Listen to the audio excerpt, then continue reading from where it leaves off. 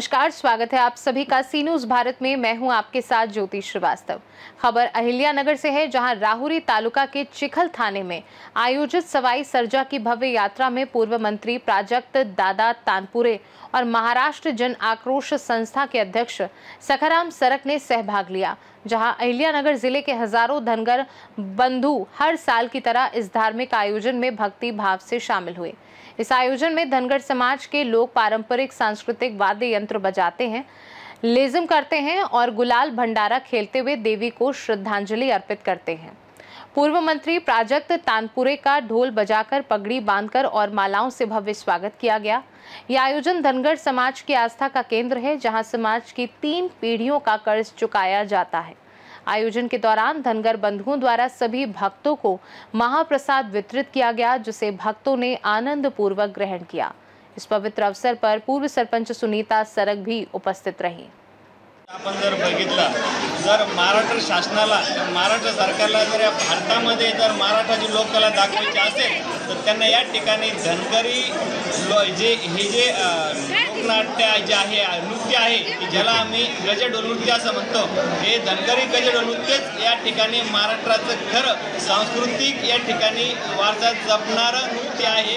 आणि ही संस्कृती या समाजानं, या धनगर समाजाने या ठिकाणी जपलेले आहे, त्याचं या ठिकाणी आपल्याला प्रत्यक्ष दर्शन झालेलं आहे। सातत्याने धनगर बांधवामध्ये तुम्ही महाराष्ट्र राज्याचे संस्थापक मेंढपाळ आक्रोशचे सातत्याने तुम्ही तुमच्याला ते हाक मागत असतात, तुम्ही सातत्याने फिरत असतात। तुमचं एवढं आतंक प्रेम जी आहे हे धनगर बांधव कसे करतात, का करतात? आता विषय असा आहे, जर तुमच्याकडे सत्यता असेल, जर तुमच्याकडे 100% सत्यता असेल तर अगदी कोणी असो तुमच्यावर तो जीवापाड प्रेम करत असतो। या मेंढपाळ बांधवांचं काम करताना ठिकाणी आपण रात्रीचा वेळेचा कुठल्या प्रकारचं बंधन पाळतो। ज्या क्षणी आपल्या ठिकाणी मेंढपाळाचा फोन येईल त्या ठिकाणी त्याची जी अडचण असेल ती सोडवण्याचा प्रयत्न आपण त्या ठिकाणी करत असतो। 112 नंबरच्या माध्यमातून असेल किंवा स्थानिक स्वराज्य संस्थेचे कोणी लोकप्रतिनिधी असतील किंवा आमच्या त्या गावचे सरपंच असतील, ज्या ज्या ठिकाणी मेंढपाळाच्या अशा घटना घडतात त्या ठिकाणी स्थानिक प्रशासनाची, स्थानिक पोलिसांची मदत घेऊन त्या ठिकाणी मेंढपाळाला, त्या ठिकाणी मेंढपाळाच्या अडचण सोडवण्याचा प्रयत्न आम्ही अहोरात्र करत असतो। आणि तो विश्वास या ठिकाणी मेंढपाळ जपलेला आहे, म्हणून त्या ठिकाणी एवढ्या मेंढपाळाचं प्रेम आमच्यावरती आहे। ओके, हे तुमची देवाची परंपरा किती सवाई सारजाची? आमची परंपरा आहे परवानपासून। बरं, आम्ही प्रत्येक साला वर्षागणेश देवाची यात्रा दसऱ्याला करतो। आपला सगळा मोडा बांगडा समाज या ठिकाणी येतो आणि देवाचा खूप काही आनंदाने उत्सव करतो। आणि असंच देवाचं परंपरा चालावं, असंच गणगोत यावा।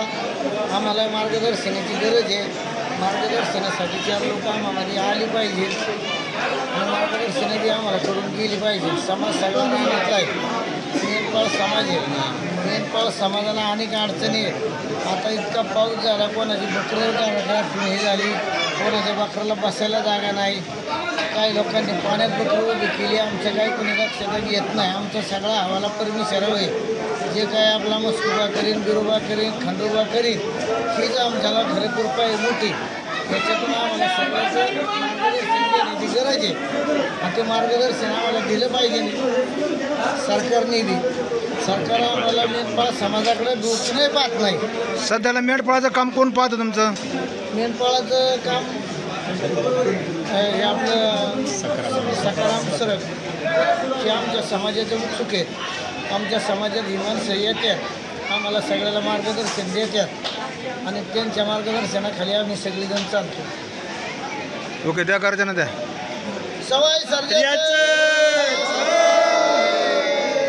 दरवर्षीप्रमाणे भोलेनाथ मस्कोबा यात्रेचा उत्सव इथं आपल्या चिकलठाणमध्ये मोठ्या उत्साहामध्ये साजरा होतो आहे।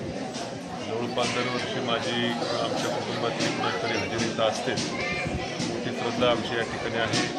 सर्व एक ऋणानुबंधाचं नातं या परिसराशी आमचं असल्याकारण दरवर्षी इथं मोठ्या भक्तिभावानं मी शक्यतो येतच असतो। यात्रेच्या निमित्तानं आलेल्या सर्व भाविक भक्तांना मी मनापासून शुभेच्छा या ठिकाणी व्यक्त करतो। दादा, प्रश्न असा आहे की मनमाड हवेवर हजारो लोकांचे, निष्पाप लोकांचे बळी गेले आहेत। मोठा गंभीर प्रश्न आहे। मी सातत्यानं याच्यावरती गेले काही दिवस आक्रमकपणे आवाज उठवलेला आहे। सर्व अधिकाऱ्यांच्या संपर्कात मी आहे. या मतदारसंघाचे खासदार निलेश लंके हे देखील सातत्यानं अधिकाऱ्यांबरोबर संपर्कात आहेत. त्यांच्या ऑफिसचं मला कंटिन्यू पत्रव्यवहार असतो. कुठं बैठका घेतल्या, काय घेतल्या. जरी बैठक घेतलेलं असं एकदम रस्त्यावर तर बैठका होत नाही, परंतु सातत्यानं या मतदारसंघाचे खासदार या प्रश्नाबाबत आग्रही आहेत आणि अधिकाऱ्यांचा पाठपुरावा त्यांचा अत्यंत जोरदारपणे चालू आहे. मला खात्री आहे की खासदार साहेबांच्या या प्रयत्नाला यशाचे काम चालू झालेलं आहे.